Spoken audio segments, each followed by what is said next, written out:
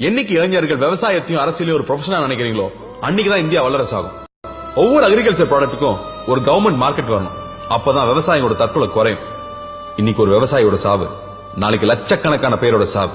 அது சரி, விவசாயிங்க நாம ஏங்க சாவணும்? மானம் கெட்டவனா உயிரோட வாழும் போது நாம ஏன் சாவணும்? படைக்கிறவன் மட்டும் கடவுள் இல்ல, பயிரிடுறவனும் கடவுள் தான். நாமெல்லாம் விவசாயின்னு காலரை தூக்கி விட்டு தெரியணும்.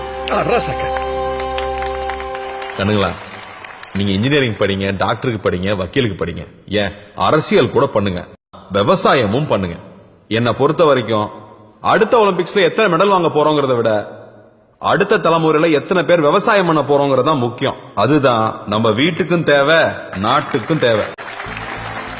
இதெல்லாம் நீங்க கை தட்டணுங்கிறதுக்காக சொல்லல, நாமெல்லாம் கையேந்திரக்கூடாதுங்கிறதுக்காக சொல்றேன். வருங்கால விவசாயிகள் எல்லாருக்கும் என்னுடைய வாழ்த்துக்கள். வாய்ப்பு கொடுத்ததுக்கு நன்றி. வணக்கம்.